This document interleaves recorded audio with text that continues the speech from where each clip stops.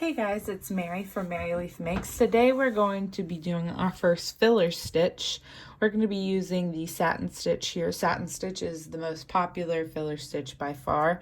It can be a little tricky sometimes, but it also is pretty simple. So I'm just going to show you some of my tips for using Satin Stitch, and I'll teach you how to do a simple filler stitch.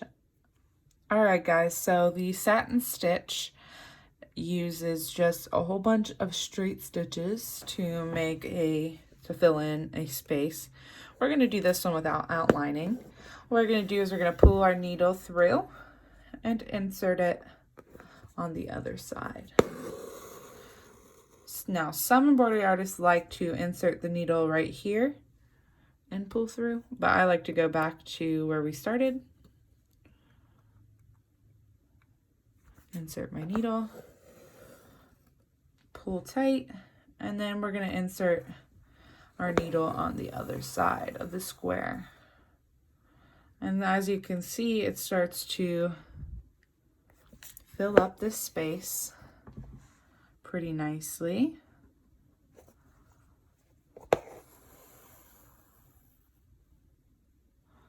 To make what we call the satin stitch.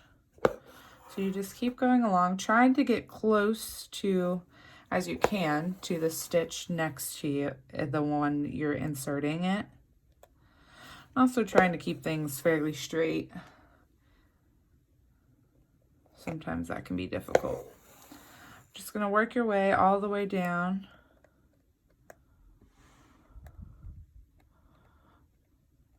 Sorry, sometimes it can be hard to see where I'm putting things.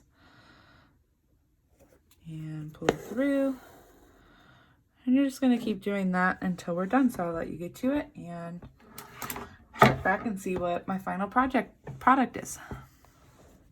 Alright guys, here's my finished little section of satin stitch. As you can see, it's very smooth and flat, and it fills out that space pretty much perfectly. Sometimes it's hard to get a good edge, which is why sometimes I prefer using a different stitch, which I'll show you in the next video. But yeah, that's as simple as satin stitch is. Don't try to complicate it too much. If you get gaps, you can go back through and fix them just by adding another straight across satin stitch. Just my main tip is try to get as close as you can to the stitch next to it without actually going in the same hole, and that will keep you pretty much in the clear, I would say. All right guys, that's all I have for satin stitch so far. The next filler stitch we're going to learn is how to use split stitch as a filler stitch. It's kind of my favorite filler stitch to use. Check that out in the next video and let me know if you have any questions, and thanks for watching.